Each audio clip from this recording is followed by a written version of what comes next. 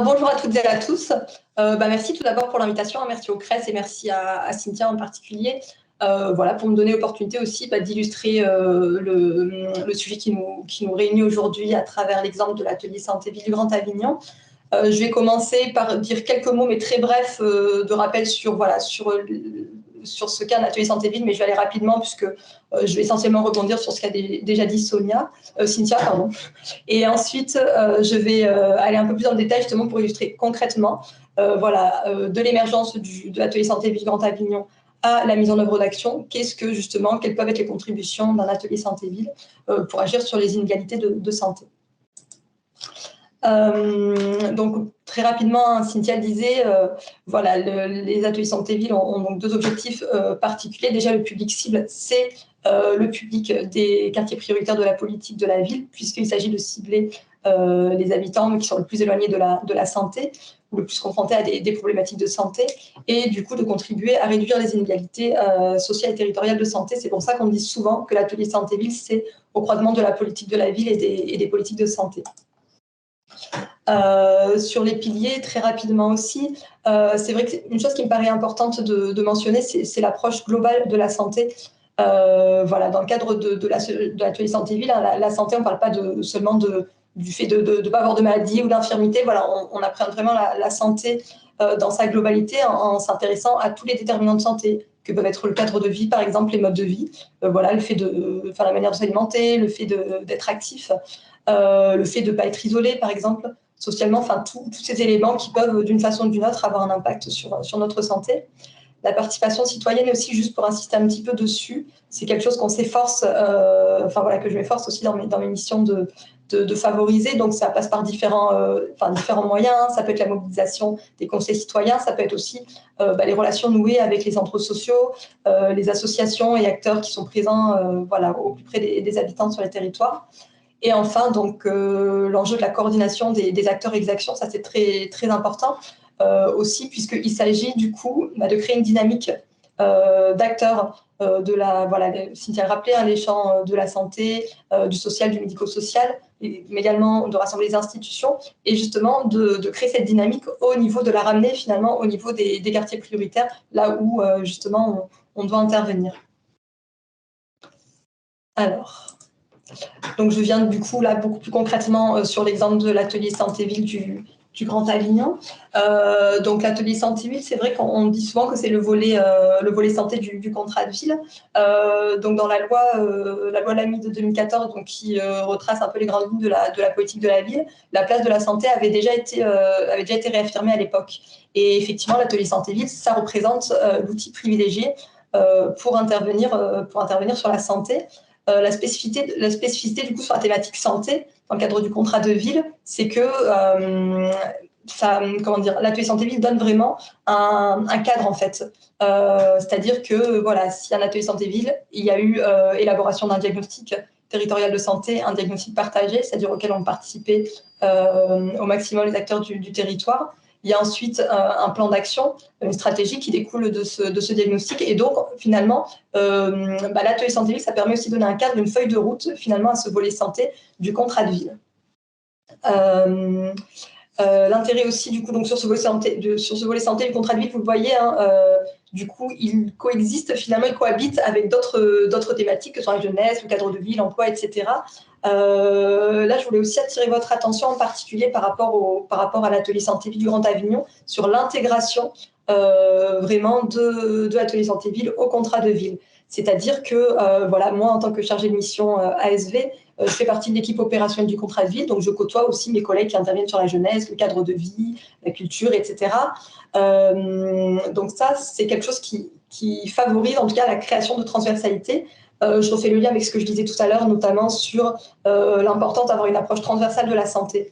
Le fait de faire partie de l'équipe opérationnelle, le fait d'avoir les bureaux en proximité, ça fait qu'on peut développer des actions santé, insertion par exemple. On travaille aussi beaucoup santé, cadre de vie. Donc voilà, ça c'est quelque chose d'assez intéressant. En tant que chargée de mission ASV, je suis aussi référente de tous les dossiers santé, de tous les projets qui sont déposés dans le cadre de l'appel à projet du contrat de ville.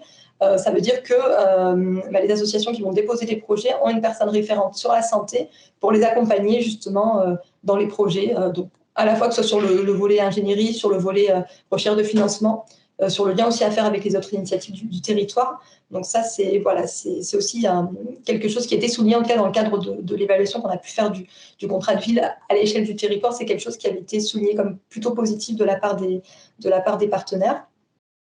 Ensuite, du coup, l'intégration de l'atelier santé-ville dans le contrat de ville du Grand Avignon, ça se matérialise aussi en termes de pilotage, puisque si l'atelier santé-ville dispose d'un comité de suivi spécifique qui permet de suivre la mise en œuvre du plan d'action, le pilotage, lui, est assuré dans le cadre du comité de pilotage du contrat de ville. Voilà, donc ça, c'est vraiment... Il n'y a pas qu'au niveau du Grand Avignon, mais c'est quand même une spécificité du Grand Avignon, puisque l'atelier santé-ville est vraiment porté par la collectivité, ce qui n'est pas forcément le cas et ce qui crée du coup des différences. L'atelier santé-ville, donc étant inscrit dans le cadre du contrat de ville, il intervient sur les mêmes territoires. Pour le Grand Avignon, ça représente 5 quartiers prioritaires situés à Avignon et au Pontet. Je vous le montre rapidement. Voilà, 3 quartiers prioritaires à Avignon, donc qu'on voit ici en rouge, et 2 quartiers au Pontet. Ça représente environ 29 000 habitants. Voilà, donc c'est quand même c'est quand même un périmètre et une population assez importante. Quelques mots aussi très rapidement sur les enjeux de la santé, les enjeux d'intervenir sur les thématiques santé dans le cadre du contrat de ville. Là, c'est des éléments qui ressortent du diagnostic qui avait été fait dans le cadre du contrat de ville et quelques éléments du diagnostic également du plan local de santé. Donc déjà, ce qu'on constate, c'est qu'il y a beaucoup de difficultés. Les habitants qui vivent dans un quartier prioritaire sont confrontés à beaucoup de difficultés et souvent ne sont pas isolés, mais au contraire vont se cumuler et se renforcer. D'abord, il y a la question des revenus qui, du coup, traduit une certaine précarité, une grande précarité des habitants. La structure familiale aussi a une influence. Beaucoup de familles monoparentales, le plus souvent, c'est des femmes qui sont à la tête de ces familles monoparentales. Une part de population immigrée ou d'origine étrangère particulièrement élevée, avec des difficultés notamment en termes de barrière de la langue et toutes les difficultés que ça peut du coup générer.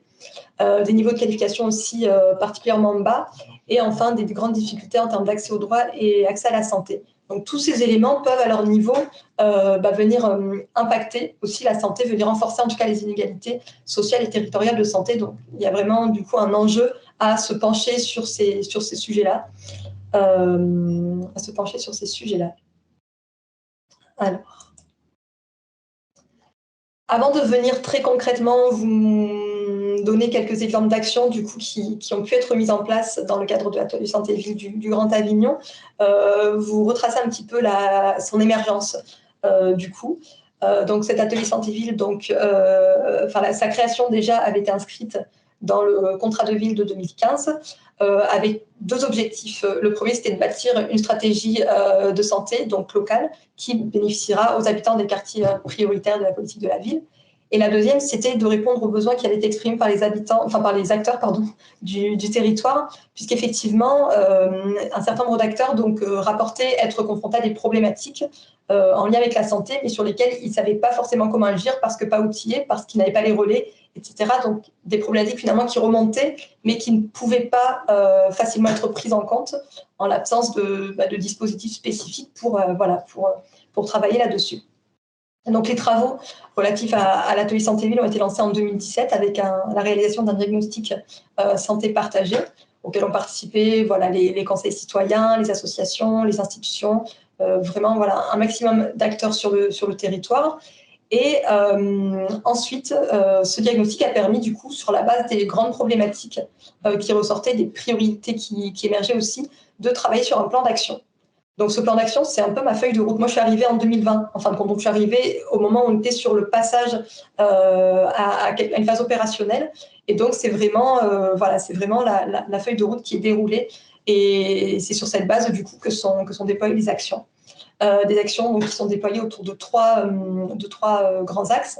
La première, c'est favoriser l'accès aux droits et à la santé. La deuxième, c'est faire émerger les environnements favorables à la santé. Et la troisième, c'est favoriser l'insertion sociale et l'accès aux soins des femmes et des mères vulnérables. Je les illustrerai du coup d'ici quelques minutes. Donc en 2020, le plan local de santé publique a été validé par le comité de pilotage du contrat de ville et quelques mois plus tard a été voté par les élus du Grand Avignon. Donc ce qui est venu aussi bien cadrer les choses, bien valider finalement avant la mise en œuvre des premières actions. Et donc du coup, preuve à nouveau de l'intégration et du lien de l'intégration du coup de l'atelier santé ville Grand Avignon dans le contrat de ville, c'est que du coup, la durée de l'atelier santé ville a été calée sur celle du contrat de ville, donc voilà, jusqu'en 2023. Alors, j'en viens aux exemples, du coup. Sur l'axe 1, donc je le disais, favoriser l'accès aux soins et à la santé, une des actions qui a été mise en œuvre, c'est un projet de médiation de santé. Ce projet de médiation santé, il est porté par la communauté professionnelle territoriale de santé Grand Avignon, qui est une structure qui regroupe en fin de compte l'ensemble des professionnels de santé qui le souhaitent et qui interviennent sur un territoire, donc les professionnels de santé libéraux, mais aussi les maisons de santé, autour d'un projet de santé. Ces maisons de santé donc cette CPTS Grand Avignon, porte le projet de médiation de santé qui s'est concrétisé par le recrutement d'une médiatrice santé sur un poste adulte relais. Cette médiatrice santé, elle intervient sur l'ensemble des 5 territoires du coup des quartiers prioritaires. Et sa mission, c'est justement d'aller vers les personnes qui sont le plus éloignées de la santé pour les aider justement dans leurs démarches. Alors le plus souvent, les démarches qui vont être rencontrées, ça va être des difficultés d'accès aux droits. Donc il va falloir ouvrir des droits. Ça fait partie des démarches qui reviennent le plus souvent. Il y a aussi trouver un soignant. Ça fait partie aussi des missions sur lesquelles la médiatrice santé a beaucoup de demandes. Très concrètement, au quotidien, elle est vraiment dans une démarche d'aller vers, c'est-à-dire qu'elle fait du porte-à-porte. Elle va directement rencontrer les habitants, présenter ses missions et la façon dont elle peut apporter du coup son soutien. Elle va aussi rencontrer les acteurs de proximité, les centres sociaux, les associations, pour justement se faire connaître ses missions et intervenir auprès des habitants. Ce qui est intéressant aussi avec ce portage par une communauté professionnelle territoriale de santé, c'est que parmi les missions socles de la CPTS, il y a justement favoriser l'accès à un médecin traitant. Donc voilà, ça vient vraiment bien s'articuler et c'est vraiment complémentaire de ce point de vue-là, puisque du coup, par rapport aux problématiques qu'elle va rencontrer sur le terrain, la médiatrice peut vraiment faire le relais du coup avec la CPTS. Un autre aspect des missions du coup de la médiatrice santé, c'est de promouvoir la santé auprès des publics. Là-dessus, donc, la médiatrice santé, elle intervient le plus souvent auprès de la maison de santé ou d'autres acteurs de la prévention pour justement, à nouveau, pouvoir parler de ces missions, pouvoir aussi s'assurer que les messages finalement qui sont transmis puissent être bien compris par les participants et pouvoir aussi mobiliser les participants sur les actions de prévention qui sont mises en place où malheureusement, c'est pas toujours facile justement d'avoir un niveau de participation important malgré les besoins qui émergent, qui sont évoqués sur le territoire. Alors sur le deuxième axe, faire émerger des environnements favorables à la santé, je souhaitais vous parler du plan Marche. Le plan Marche, donc, c'est un projet qui est au croisement des enjeux de plusieurs services du Grand Avignon, donc le contrat de ville dans le cadre du plan local de santé publique, le NPNRU par rapport donc le NPNRU, c'est le nouveau programme de renouvellement urbain, donc par rapport aux transformations qui sont en cours dans les quartiers en renouvellement urbain, et le service mobilité à travers son plan de déplacement urbain. Donc là, on est sur des enjeux de favoriser, de permettre une concrétisation d'un urbanisme favorable à la santé et de pouvoir rééquilibrer le partage de la voirie en faveur des piétons, donc favoriser les mobilités douces, les mobilités actives.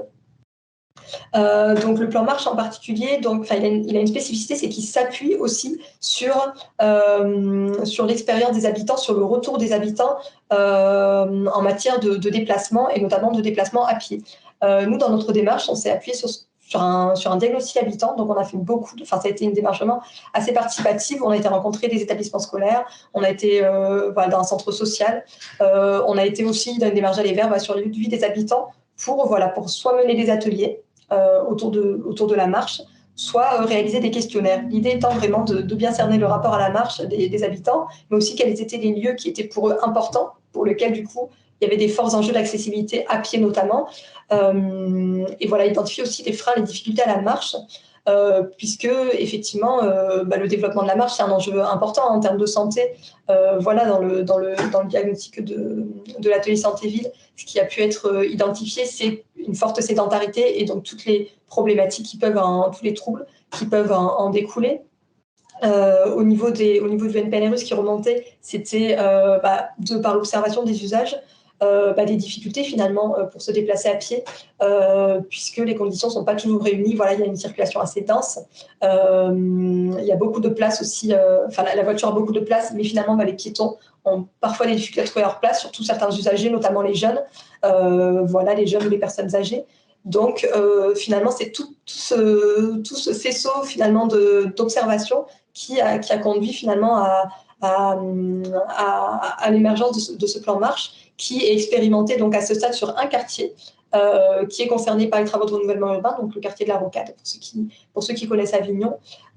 Et ce qui est intéressant aussi avec ce projet, c'est qu'il va venir s'articuler du coup avec les travaux mis en place dans le cadre du renouvellement urbain. Donc l'idée, c'est de profiter du renouvellement urbain pour avoir cette démarche urbaniste favorable à la santé et du coup poser la question de quelle place finalement, quelle place on veut donner aux piétons, comment on peut formuler des recommandations qui vont permettre justement la mise en place ou de donner de l'espace en tout cas à des aménagements qui vont être incitatifs pour se déplacer à pied et faciliter du coup ce type de déplacement.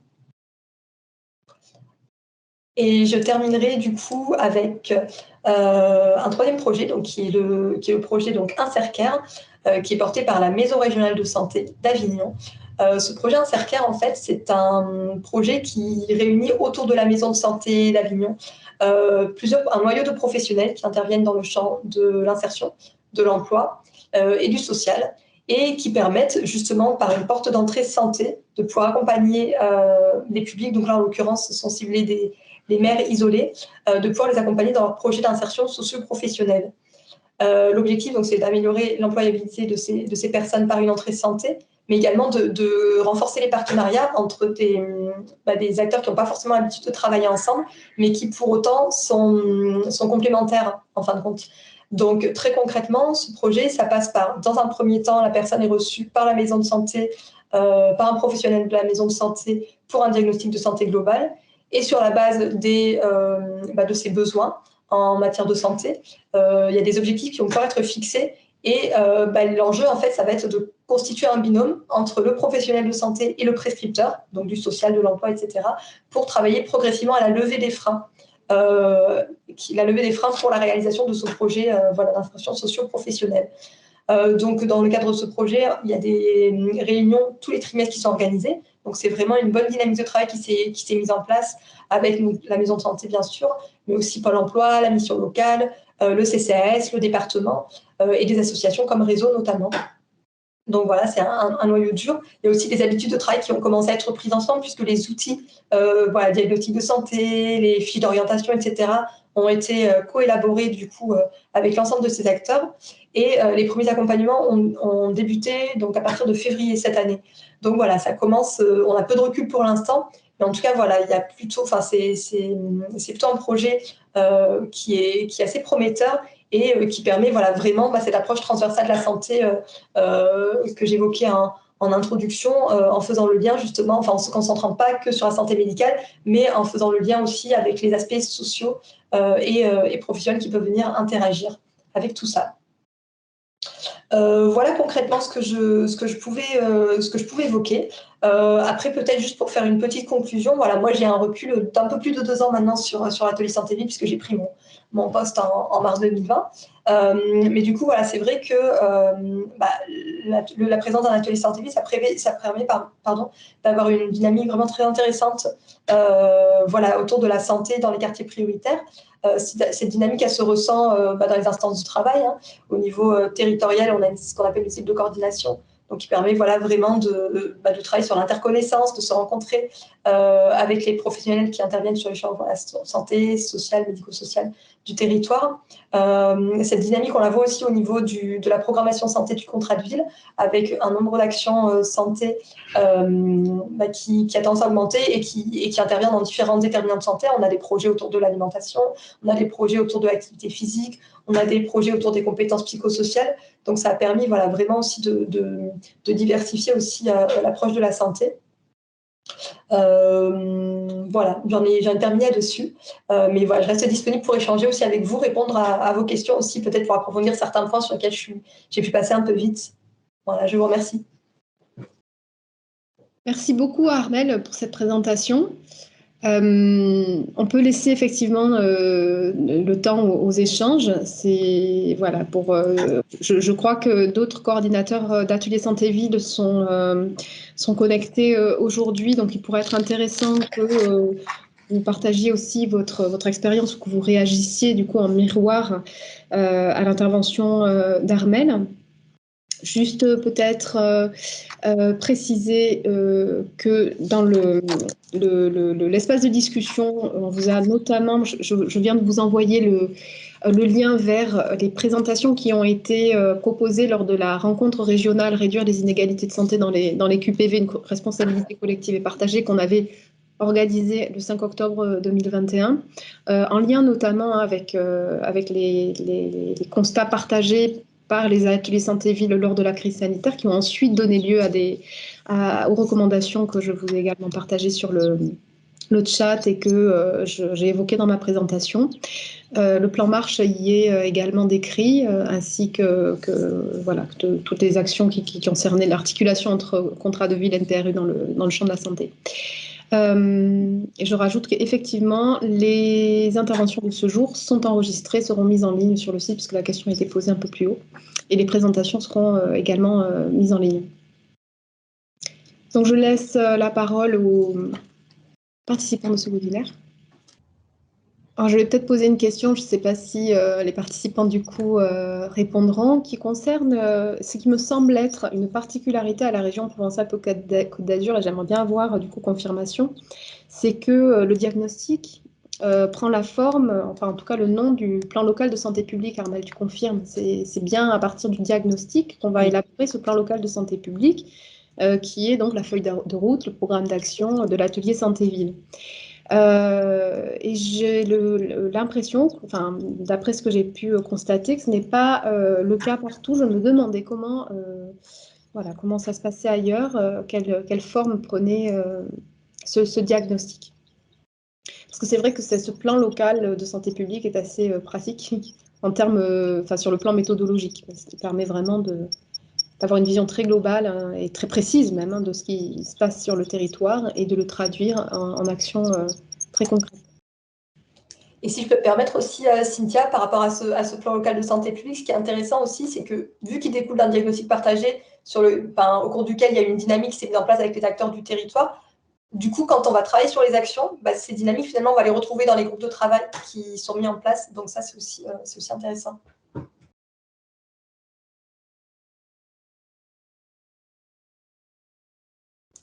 Alors oui, pour répondre un petit peu à ça, donc effectivement, oui, les CPTS, en tout cas au niveau du Grand Avignon, c'est vrai qu'elle est très récente. Mais du coup, on va plutôt, nous, on a un périmètre dans le cadre de l'atelier santé ville hyper réduit, qui est celui des quartiers prioritaires de la politique de la ville. Donc, on intervient vraiment sur un périmètre assez restreint par rapport à la CPTS, qui a une dimension beaucoup plus large. Après, la spécificité aussi de l'atelier santé ville, c'est que c'est une démarche qui s'inscrit vraiment dans la prévention. C'est-à-dire que du coup, on va être sur l'éducation pour la santé, sur la promotion de la santé dans une démarche transversale, et on va plutôt, la CPTS, pour un atelier santé ville, ça va plutôt être un acteur sur lequel s'appuyer, comme on peut s'appuyer notamment sur les maisons de santé, par exemple. Donc voilà, c'est plutôt dans cette idée-là. Et par la participation aussi par rapport au déploiement des missions SOC des CPTS, je pense que les ateliers santé-ville, les coordinateurs d'ateliers santé-ville peuvent être aussi des acteurs pour faire remonter, justement, pour en tout cas apporter un aspect de ce qu'on constate sur les quartiers prioritaires pour que ça puisse être aussi pris en compte. Voilà.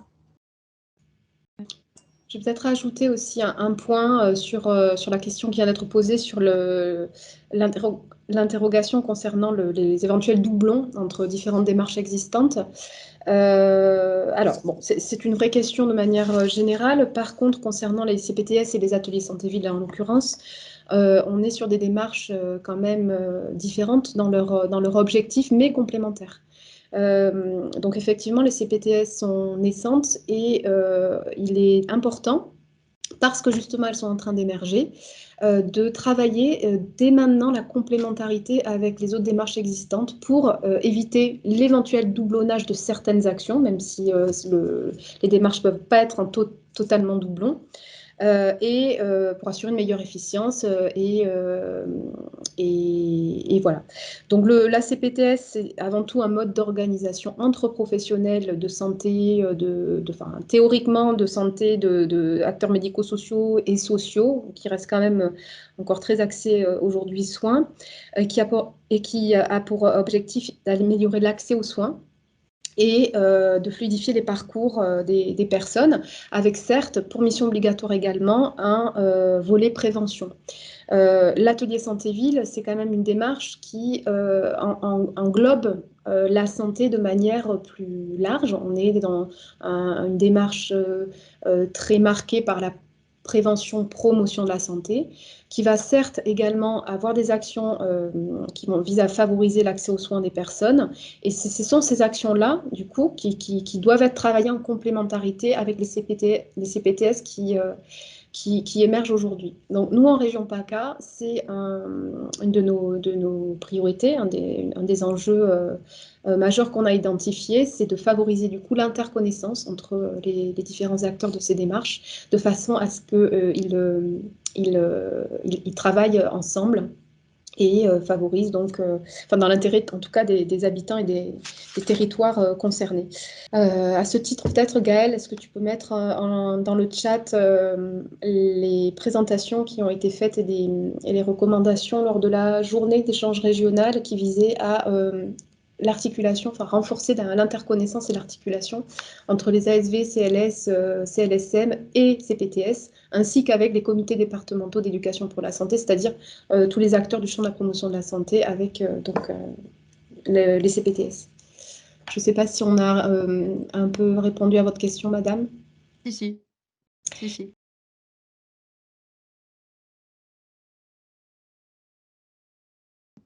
Alors, l'atelier santé-ville, là, je parle vraiment pour l'atelier santé-ville Grand Avignon parce qu'il y a autant de fonctionnements, enfin, il y a plusieurs fonctionnements différents. Mais en tout cas, au niveau de l'atelier santé-ville Grand Avignon, il est porté, du coup, par la collectivité. Ça veut dire que l'atelier santé-ville est vraiment intégré au service contrat de ville. Et du coup, je suis salariée du Grand Avignon. Après, voilà, donc sachant qu'il est intégré à la politique de la ville, après les modalités de financement, ce sont les mêmes qu'on peut avoir sur d'autres thématiques du contrat de ville. Mais le portage est assuré par la collectivité, ce qui est quand même assez intéressant à plein de points de vue, comme je le disais, en termes de transversalité que ça permet avec l'équipe opérationnelle sur les autres thématiques de la politique de la ville, mais également sur les autres politiques publiques portées par le Grand Avignon. On peut faire de la transversalité. Je pense notamment au programme alimentaire territorial, je pense à la mobilité. Donc voilà. J'ai bien répondu à votre question? Oui, tout à fait. Je complète également, c'est que effectivement c'est le cas de l'atelier santé-ville du Grand Avignon, c'est pas le cas de tous les autres ateliers de santé-ville de la région PACA, ils ne sont pas tous portés par la collectivité. On a par exemple des ateliers santé-ville qui sont portés par des associations loi 1901 en effet. Ou qui sont rattachés au CCAS d'une collectivité. Et effectivement, ça fait partie des hétérogénéités qu'on a identifiées sur la région et qui peuvent du coup avoir une influence sur la manière dont l'ASV va être intégré, associé à la politique de la ville. Et à la manière dont la santé va être du coup intégrée de façon transversale avec les autres projets. Ça fait partie des constats et des recommandations que vous trouverez dans les recommandations qu'on vous a proposées tout à l'heure sur le chat et dans ma présentation pour plus d'informations. Là, je vais rebondir du coup sur quelque chose que disait Cynthia en introduction. Au niveau de l'atelier santé-ville, on va plutôt être dans une démarche de coordination, d'ingénierie de projet. On va aider à l'émergence, à la mise en place de projets, mais on n'a pas vocation en tant que tel à porter des projets. Donc voilà, c'est la CPTS du coup rapidement a émergé comme a fait part de son souhait, en tout cas de sa volonté d'assurer le portage de la médiation santé. Donc la médiatrice santé, elle est salariée de la CPTS désormais. Après du coup, le lien il reste par rapport au fait que c'est un projet qui est inscrit dans le plan local de santé publique. Donc c'est un projet du coup qu'on évalue, qu'on suit de près aussi, avec, voilà, il y a des temps, par exemple, sur cette première année, il y a eu un bilan intermédiaire à 6 mois, il y aura un nouveau bilan, avec l'idée aussi de pouvoir aussi s'assurer que la mise en œuvre, elle colle bien aussi avec les objectifs initiaux qui avaient été identifiés. Après, le lien, il s'est aussi matérialisé dans toute la partie ingénierie du projet. On a été très présent, du coup, contrairement à un projet qui pourrait émerger de façon isolée ou spontanément. Là, voilà, au niveau du Grand Avion et de l'atelier Santé-Ville en particulier, on a beaucoup participé au montage du projet, notamment sur des aspects juridiques également. Enfin, voilà, on a mis à disposition vraiment nos ressources humaines. Donc, on est vraiment là sur l'ingénierie en accompagnement. Après, ça reste une salariée du coup de la CPTS, même si on suit, on apporte des financements au projet. Mais voilà. Merci. Elisabeth, Bruno, je te laisse la parole. Oui, bonjour, excusez-moi, j'ai été interrompue par le téléphone. Je voulais prendre la main tout à l'heure sur votre échange sur les questionnements autour des superpositions possibles entre ASV et CPTS. Moi, je rejoins Cynthia et Armelle sur leur présentation. Moi-même, j'avais témoigné à un colloque du CRES sur l'articulation entre notre CPTS du Pays Grassois et l'ASV de Grasse. On travaille depuis maintenant 2 années ensemble sur les différents projets que peut mener la CPTS.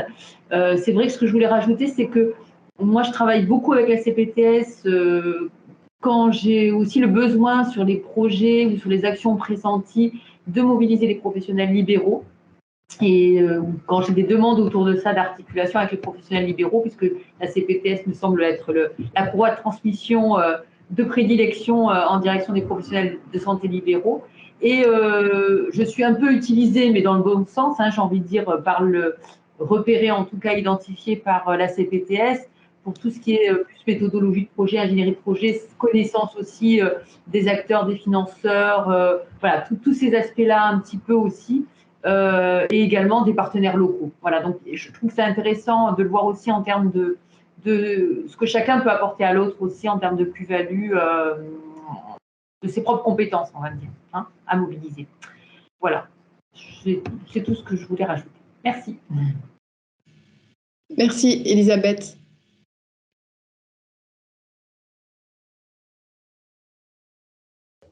Pour répondre à la question du coup sur la perception des habitants, c'est pas le plus facile à évaluer. Je pense que sur la thématique santé, comme sur beaucoup d'autres, c'est vrai que souvent on a le sentiment de planter des graines, mais c'est pas tout de suite évident d'avoir le recul nécessaire pour vraiment bien appréhender la perception des habitants. Après, une façon de la mesurer, c'est les conseils citoyens, même si je suis bien consciente que ça ne représente pas l'intégralité des habitants. Mais c'est vrai qu'on voit, par exemple, sur les thématiques santé, notamment sur ce qui est santé mentale, on a une super mobilisation des conseils citoyens. Donc, il y a certains projets où, sur les cellules de coordination aussi, ils sont très impliqués. Et après, finalement, le retour des habitants, on le mesure aussi par rapport à la participation au projet, du coup, par rapport à la satisfaction sur les projets qui sont mis en place, par rapport aussi aux projets évalués sur la médiation de santé. Voilà, on ne va pas en tant que tel mesurer la satisfaction des habitants, mais on va voir aussi par rapport aux situations qui ont pu être accompagnées, par rapport à ce qui a été fait par la médiatrice, qui a permis d'améliorer par rapport à la situation initiale. Donc, c'est plutôt de cette façon qu'on analyse, en tout cas qu'on a des retours sur la perception. Après, je ne sais pas du coup ce qu'il en est forcément pour mes autres collègues. C'est vrai que la question de la place des habitants, c'est une question qu'on se pose beaucoup dans le cadre des projets qui sont mis en place. Parfois, la mobilisation, il y a un écart entre ce qu'on souhaite en termes de mobilisation et ce qu'on parvient réellement à faire. Donc ça, c'est une vraie limite aussi. Même si c'est quelque chose qu'on essaye d'avoir dans tous les projets, mais parfois la mobilisation, ça va être 5 habitants ou habitantes, par exemple. Mais au moins, on aura pu quand même questionner une problématique, un sujet, sous leur angle, même si ça reste du coup limité.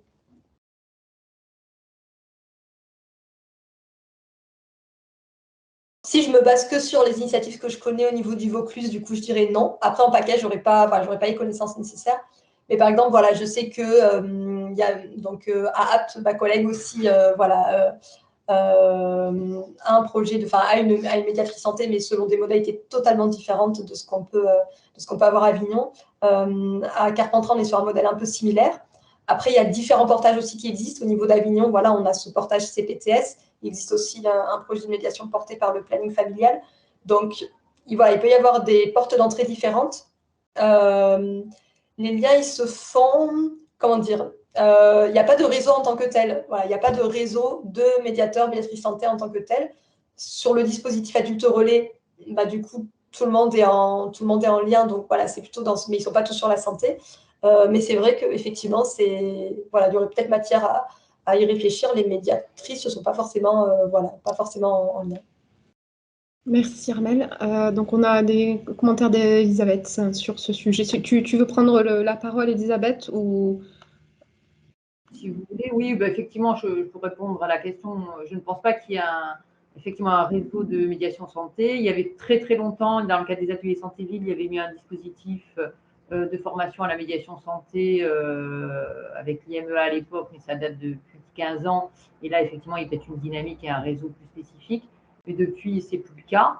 Et effectivement, nous aussi, sur Grasse, on a un projet, quelque temps déjà, de mettre en place un dispositif plus d'ambassadeurs santé qui ferait de la médiation, mais voilà, qui n'est pas encore du tout opérationnel, qui est toujours en montage, en réflexion, en travail. Voilà, donc c'est vrai que je ne pense pas qu'il y ait vraiment un lien entre tous les porteurs ou les porteurs pressentis de ce type de dispositif.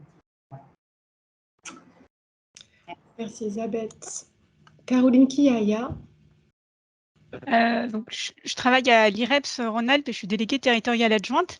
L'IREPS Rhône-Alpes porte la médiation santé, justement, on a plusieurs médiateurs et nous animons aussi le réseau des médiateurs de la métropole de Lyon. Et je voulais vraiment dire que les médiateurs ont besoin de ne pas se sentir isolés et que l'intérêt d'avoir une coordination est vraiment intéressante et je trouve que ça pourrait être intéressant aussi au niveau national pour réfléchir à la posture des médiateurs et aussi à valoriser leur métier qui est souvent peu connu, peu reconnu. Voilà, donc je trouve que c'est intéressant qu'il y ait une coordination, que les médiateurs ici présents peut-être, qu'on puisse tous se coordonner et se mettre en contact. Voilà, écoutez, je vous propose de clore ce webinaire. Le prochain webinaire aura lieu la semaine prochaine. C'est assez rapide, mais celui-ci a fait l'objet d'un report, donc on l'avait calé sur fin septembre. Il sera consacré justement aux communautés professionnelles territoriales de santé, donc les CPTS qui ont fait l'objet d'un échange aujourd'hui. On vous remercie, on vous enverra cet après-midi un questionnaire d'évaluation et on vous dit donc à très bientôt.